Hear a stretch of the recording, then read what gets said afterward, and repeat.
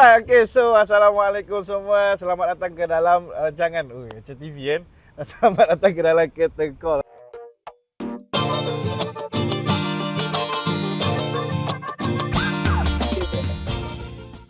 Hari ni kita ada tetamu kita Hi, Azam Arifin. Azam Arifin, currently affiliated dengan UM lah, kerja kat situ.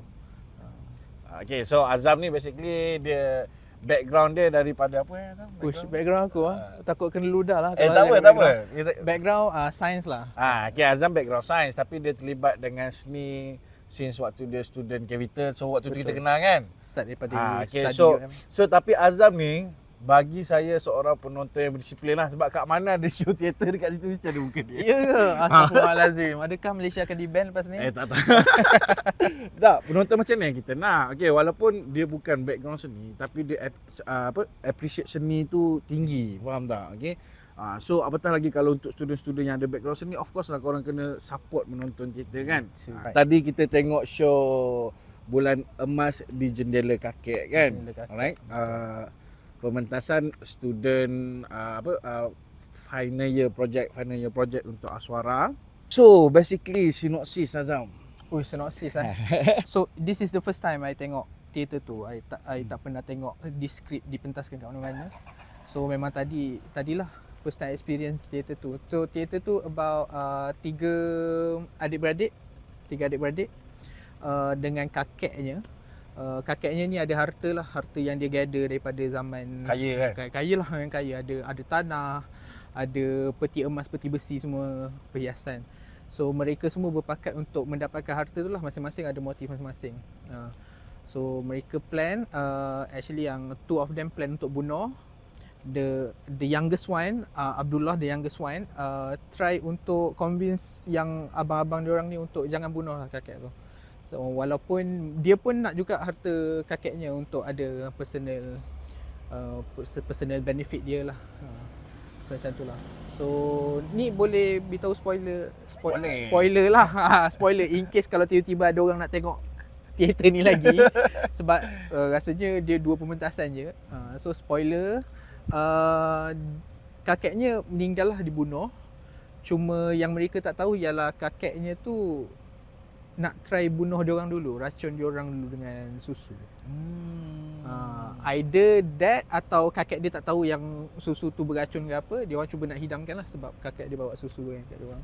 End up yang abangnya tu terminum, yang dua orang abangnya yang ada motif jahat sikit tu terminum. But at the same time, yang another one tu Badrun. So diorang ada tiga karakter lah, abangnya Badrun and then Rusman. Lepas tu adik dia yang bongsu tu Abdullah. So Gusman and Badrun terminum benda tu. But Badrun was revealed yang dia tu memang dah cuba bunuh kakek dia lah, memang dah start. Okay, so tu sinopsis sikit lah. Lebih kurang. Anda tahu kan kok ada yang sana macam tengah cari naskah kan. Okay, kalau korang nak naskah yang tragic, agak tragic jugalah sebenarnya. Dia tragic lah. Dia reminds me of Shakespeare punya motif dulu . Shakespeare punya motif dulu, kalau you perasan dia bunuh tak pisau racun. Dia macam tu lah. So tadi memang remind macam okay. Tapi kan waktu saya tengok cerita tu, dia remind saya dengan cerita Romeo and Juliet. Yalah. Kan? Racun Romeo and betul. Juliet kan. Apa jenis teater untuk kali ni? Teater ada jenis lah. Maaf lah, kita tak ada background teater. Teater ada jenis lah. Okay, so kalau daripada pendapat saya lah kan, daripada jenis teater hari ni lebih kepada realism lah kot. Dia punya bentuk tu. Bentuknya realism lah kan. Sebab apa, daripada segala pergerakan dia kan, seolah-olah seharian kita lah. Okay, contoh cara diorang minum air pun sama lah. So dah bentuk dia realism. Tapi saya nak bagi kredit dekat diorang punya sino malam ni. Okay? Betul. Sino walaupun masa diorang terbatas tapi kita boleh enjoy dengan dia punya set, betul tak? Lagi satu is quite genius lah for the sino sebab macam semalam punya dia just basically macam proscenium tapi dalam black box lah depan. Tapi yang ni dia macam diorang diagonalkan tau diorang punya pentas tu. And then pentas tu ada level, satu ruang tamu kat bawah. Lepas tu ada naik sikit dia macam ada para-para. So ada dua level yang diorang boleh main lah. Instead of macam semalam just one. Lakonan, macam mana dengan lakonan diorang malam ni, Azam? Lakonan mereka I would say berkesan lah. Macam tu kira macam mana? Okay. Macam jahatnya. Tak, ada certain watak diorang dapat deliver dengan baik. I think most of the watak, ada berapa je watak pun, rasa macam 5 kan. Most of the watak dapat deliver dengan baik. Terutamanya I would say Kakek, Badrun. Diorang nampak selesa dengan Telo Indonesia tu. Some of them. Adalah part-part yang macam terlus atau macam boleh argue sikit, tapi mostly all of them selesa lah dengan Telo Indonesia. It's not something yang easy to do kan. So kalau untuk saya pula, daripada segi diorang punya lakonan malam ni, kita boleh shout out dulu lah untuk diorang, kita boleh bagi tepukan sebab pengalaman saya pernah bawa satu karakter Indonesia. So apa masalah saya ialah saya daripada orang Kelantan. Oh iya, Kelantan. Orang Kelantan. So banyak plot twist lah malam ni. So saya orang Kelantan, lepas tu saya nak cakap dalam bahasa kita panggil KL lah ataupun bahasa kolokvial ni, dah satu transformation. Betul. Okey, lepas tu daripada bahasa yang kita guna hari-hari ni nak pergi ke bahasa Indonesia, satu lagi transformation. So Betul. 2. Okey, so itu cabaran untuk saya. So that's why kalau untuk orang tu bila nak bawa watak Indonesia, bila saya dengar naskah tu daripada Indonesia, first kali saya nak tengok macam, macam mana diorang bawa bahasa? Kau jadi Jawa ke, kau jadi bahasa Kesatuan Indonesia ke, kau jadi bahasa apa? Okey. So tapi tadi nampaklah diorang punya gaya bahasa tu lebih kepada bahasa Kesatuan Indonesia. Betul, the standardized one. Okey, standardized. Okey, lepas tu daripada segi karakter pula Azam. Okey, nampak tak apa-apa simbolik untuk karakter-karakter tu? Ni yang saya nampak lah. So everyone is realist in the sense yang diorang memang nak buat something sebab ni macam objektif yang diorang nak. Regardless lah. Contoh even Abdullah yang paling baik tu, sebab dia nak harta ialah sebab dia nak bina pesantren, sekolah agama macam tu. But still dia consider dia sanggup buat apa-apa saja untuk dapatkan harta tu. Sebab at the end of it dia sanggup berpakat dengan Jonah. Jonah the household lah macam orang panggil pembantu rumah. Kalau bahasa jahatnya babu lah tadi orang panggil. Dia memang dia guna dia term babu. Babu rumah tu yang akhirnya dapat harta. Dia sanggup dia memang berpakat lah untuk kahwin dan dapatkan harta tu sama macam tu. So everyone kira realist in term of diorang sanggup buat apa-apa asalkan diorang dapat apa yang diorang nak. Abang dia sanggup membunuh lah to begin with kan. And then kat situ nampak juga they play on hierarchy level of masyarakat tu. Macam mana kan? So Jonah ada as babu, and then abang-abang dia yang lebih tua dan always tekan adik dia. Adik dia yang always nak suck up to the grandfather dengan cara dia tersendiri. And even kakek dia pun ada mention kat Abdullah tu untuk hormat orang tua, hormat abang-abang you walaupun dia orang macam tu. So kat situ two things lah. Kalau daripada segi pandangan personal saya lah, Azam, kalau tak setuju beritahu. Okey, karakter dia mewakili kepada golongan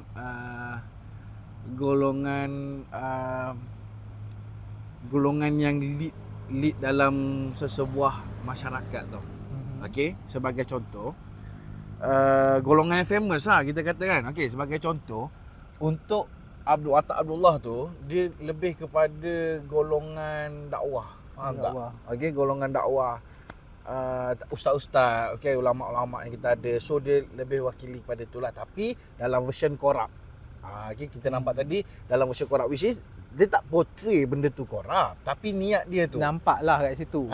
Nampak kat situ niat dia, which is dia nak duit atuk dia untuk dia buat pesantren, niat yang bagus. Tapi janganlah, kalau atuk dia tak bagi, jangan memaksa. Betul. Faham tak? Okey, so itu. Baiknya. Taklah. Saya bukan cakap kat awak. Ya ke? Alright. Lepas tu secondly untuk watak Rosman ni, daripada segi gaya dia punya pakaian lebih kepada ahli politik. Cara dia bercakap bukan ahli politik dan juga businessman lah, dua ni kan. Dia seorang yang pakai blazer, nampak macam corporate look lah. Okey. So dia mewakili kepada golongan itu.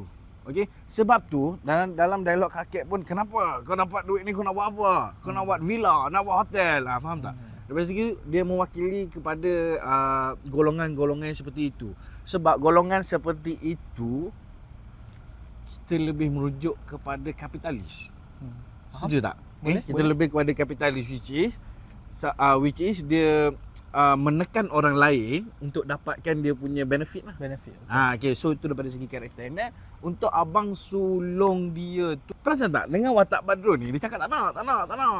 Saya tak nak atuk kan, atuk dia bagi pun dia tak nak kan.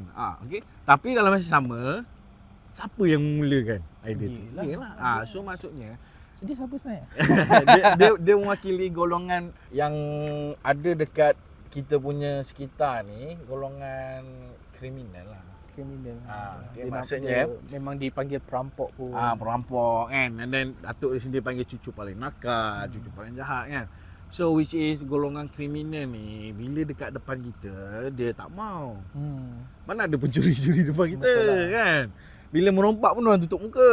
Tapi dekat belakang kita dia akan sakau lah semua kan. Faham, Okey. faham. So itu daripada segi karakter-karakter ada lah kan. So mungkin dia nak kritik golongan-golongan yang ada dekat masyarakat pada ketika itu kan. Dan atuk dia pula tu memang nampak lah karakter Haji Bakir kan. Ya. Atuk dia memang like golongan, maaf cakap lah, baby boomers. Zaman-zaman orang yang ada dapat kekayaan selepas perang. Kalau untuk watak Jonah pula, saya tak tahulah, mungkin kalau saya cakap ni ada golongan feminism ke marah kan. Tapi dia memang portray watak perempuan lah kat situ. Betul. Watak perempuan, saya tak cakap mana-mana spesifik perempuan. Tapi kita kenal dengan perempuan which is dengan berdandan, dengan kaya, and then tiba-tiba je orang bagi duit. Nampak kat situ. Okay? Instead of kalau golongan lelaki, tak, benda ni even berlaku dekat kita juga. Kita pun tengok sekeliling kan. Kita lelaki ni kalau kita nak minta sesuatu payah. Ya, Tapi kenapa perempuan senang? struggle lah. Perempuan senang kan? Betul. Okay, tapi mungkin of course lah perempuan dia ada satu aura dia kan. Dan itulah nak portray kan. Dan konsep persembahan. Konsep tadi jenis konsep lain. Untuk konsep ni saya nampak lah dia lebih kepada pengagungan ataupun dalam penyembahan. Okey, sebab apa? Ada satu scene dialog tu abang dia Badrul yang paling tua. Okey, abang dia cakap, Kau sembah kakek sebab apa? Kau sembah sebab apa? Kau sembah sebab apa tau?" So maksudnya kat sini daripada konsep tu, apa yang kita boleh ambil input ialah we human always do something to get something. Betul. Okay, even of course lah. Ini kita cakap secara general. Okay, even dalam beribadah pun ada kan. Okay, contohnya bila kita nakkan sesuatu, contoh paling selalu kita dengar, aku nak kahwin ni, aku nak buat solat istikharah. Ya. Kenapa time kahwin je nak buat? Kenapa time kahwin je nak buat? Aduh. Itu contoh pendapat, maksudnya tak kata orang lain. Okay, even kita dulu saya dulu waktu kecil pun nak UPSR, nak PMR, time tu lah nak pergi solat hajat lah, apa semualah kan. Kenapa hari-hari biasa tak buat kan? Okay, so mungkin itu sifat natural manusia lah kot. Okay, so itu daripada segi so nampak pengagungan which is penyembahan lah. Kita buat something untuk kita dapatkan something. Azam pula macam mana? I just add on lah on that. Betul, persembahan sebab ada antara scene, ada 2 kali scene kakek dia cakap pasal perintah. Saya tak Perintah, faham lepas tu sebenarnya perintah dia orang macam break daripada karakter, break daripada Tempat jenis tu lah realism tu. Tiba-tiba kakek dia kat tengah-tengah, dia orang 3 orang adik-beradik pakai topeng. Kakek dia ada cakap nanti bangkitlah pemuda macam tu. Bangkitlah. Lepas tu dia orang tunduk macam sembah lah. Bukan tunduk lah, dia orang macam melutut macam sembah macam tu. Tapi perempuan tu sembah tau. Perempuan tu sembah. Perempuan tu tak, dia sembah sujud. Perempuan tu sujud tau. Dekat sini tu. Ya. Okey. Tak Johan. Jonah. Dah Jonah. negara lain. Jonah. Tapi watak tu dia sembah. Situ. Okey. Okey. Bila scene tu dia orang sembah macam tu lah, dia orang tunduk sembah. Lepas tu dengan asap semua, lighting pun merah, lip dengan dia punya chandelier pun berkelip. So benda tu macam dia break from reality sekejap kan. Lepas tu benda tu stop, kakek dia keluar and then dia orang macam dalam trance lah, senang cerita kan. Dia orang macam dalam trance baru dia orang sedar balik. So yang tu tak berapa faham sebenarnya kenapa ada selingan scene tu. Maybe lah dia nak tunjukkan yang tahap dia orang punyalah nak harta kakek dia, sanggup nak sembah dia tu.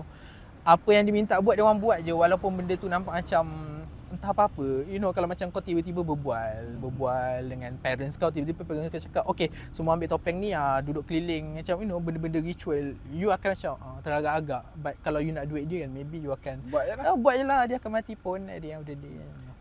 Tapi rasanya benda tu dah berlaku dah sejak daripada orang kecil. Sebab ingat first time yang dia nak buat ritual tu, semua macam dah tahu. Yalah pergi.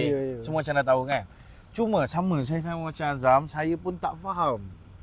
Saya tak faham apa simbolik dia, mungkin itulah. Tapi significance dia? Betul ke apa yang kita sangka ni kan? Sebab saya takut mengarah cuba nak sampaikan benda lain dekat scene tu. Tapi scene tu satu yang penting lah untuk saya rasa. Okay Azam, last apa? Daripada 10 berapa? Ush, 10. Ish, payahnya. Ada markah akhir ke ni? Daripada 10, saya boleh bagi 6 lah. 6. Solid, 6 solid Solid. Okay, kalau untuk saya mungkin saya boleh bagi 7 kot. 7.5 sebab saya suka genre macam ni. Alright, okay gang. So itu saja okay untuk kali ni punya session, which is kita buat untuk bulan emas di jendela kakek. Okay, so kalau ada apa-apa lagi show, korang boleh komen dekat bawah. Nak jemput kita pun boleh, tak ada masalah. Korang komen saja dekat bahagian bawah, alright? So, Azam, last kata-kata terakhir. When the curtain fall, we start to talk. There.